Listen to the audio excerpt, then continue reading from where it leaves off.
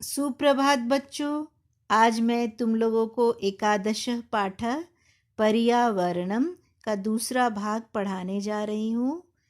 ध्यान से देखोगे। अतएव प्रकृति अस्माभिः रक्षणीया। इसलिए, अतएव मतलब इसलिए हम लोगों के द्वारा प्रकृति की रक्षा करनी चाहिए। तेन च पर्यावरणम रक्षितं भविष्यति। उसी से पर्यावरण सुरक्षित रहेगा। प्राचीन काले लोकमंगलाशंसिनः ऋषियो वने निवसन्ति स्म। प्राचीन काल में लोक मंगल की कामना करने वाले ऋषि वन में रहते थे, जंगल में रहते थे। यतो हि वने एव सुरक्षितं पर्यावरणम् उपलभ्यते स्म। जिससे वन में ही पर्यावरण सुरक्षित रहता था। विविधा विहगा, बहुवचन में है। विहग मतलब पक्षी, अविहगा मतलब बहुत सारे पक्षी, बहुवचन में है। विविधा विहगा कल कुजितः तत्र स्रोत रसायनम ददति। विभिन्न प्रकार के पक्षी अर्थात अनेक पक्षी अपने कलरव से हमारे कानों में अमृत के समान रस घोल देते हैं, अर्थात अमृत के समान रस देते हैं। सुनने में जो अच्छा लगता है, मधुर लगता है। सरितो गिरि निर्झरश्च अमृत स्वादु निर्मलम जलम प्रयच्छन्ति। ठीक है। नदियाँ और पर्वतों से निकलने वाली झरने अमृत के समान स्वादिष्ट जल देते हैं। वृक्षा लताश्च फलानि पुष्पानि इंधन काष्ठानि च बाहुल्येन समुपहरन्ति। वृक्ष और लता, फल, पुष्प, ईंधन, लकड़ियाँ अर्थात ईंधन मतलब जलावन के लिए लकड़ियाँ, ईंधन काष्ठानी का अर्थ हुआ जलाने के लिए लकड़ियाँ, बहुतायत बहुत मात्रा में देते हैं। ये सब हमको कहाँ से मिलता है? जंगल से मिलता है, हमारे पर्यावरण से मिलता है। शीतल मंद सुगंध पवना औषध कल्पम प्राणवायुम वितरन्ति। शीतल मंद सुगंधित पवन औषधि युक्त प्राणवायु देते हैं। अब देखो क्या होता है कि हमें जंगल से, हमारे पर्यावरण से कितना लाभ है। ठीक है। लेकिन मनुष्य स्वार्थवश क्या क्या करता है, हम लोग आगे देखते हैं। परंतु स्वार्थो अंधो मानवः तदेव पर्यावरणम अद्य नास्यन्ति। परंतु आज स्वार्थ में अंधा व्यक्ति पर्यावरण को नाश कर रहा है। स्वलप्य लाभाय जना बहुमूल्यानि वस्तूनि नास्यन्ति। थोड़े से लाभ के लिए, स्वलप्य लाभाय मतलब थोड़े से लाभ के लिए लोग बहुमूल्य कीमती वस्तुओं को नाश कर रहे हैं। यंत्रागाराणां विषाक्तम जलम नद्यां निपात्यते। कारखानों से निकलने वाले जहरीले जल नदी में गिराए जाते हैं। एन जिससे मत्स्य आदिनां जलचराणां च क्षणेन एव नाशो जायते। जिससे मछलियाँ और जलचर, जल में रहने वाले दूसरे प्राणी तुरंत ही मर जाते हैं। नदी जलम अपि तत्सर्वथा अपेयम जायते। नदी का जल भी सर्वथा पीने योग्य नहीं है। वन वृक्षा निर्विवेकम छिद्यन्ति व्यापार वर्धनाय एन अवृष्टि प्रवर्धते। वन के जो वृक्ष हैं, पेड़ पौधे हैं, वो विवेकहीनता से व्यापार को बढ़ाने के लिए काटे जा रहे हैं, जिससे अवृष्टि अर्थात सूखा, अवृष्टि मतलब पानी का नहीं होना, वर्षा का नहीं होना अवृष्टि कहलाता है, जिससे सूखा बढ़ते जा रहा है, प्रवर्धते बढ़ते जा रहा है। वन पशवश्च शरणरहिता ग्रामेषु उपद्रवम विद्यते।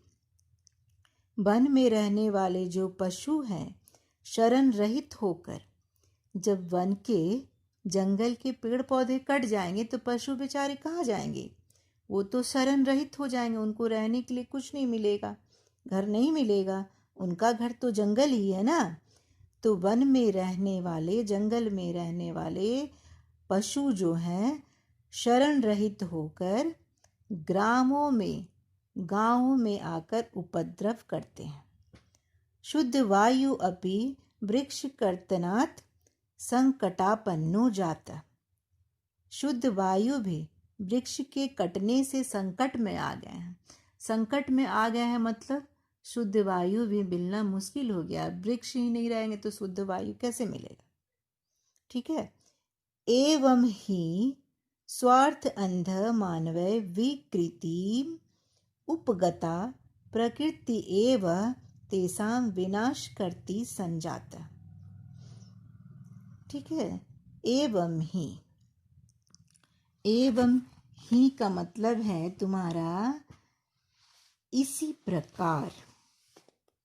प्रकार स्वार्थ में अंधे मानव के द्वारा विकृति को प्राप्त प्रकृति ही उनका विनाश करने वाली हो गई है।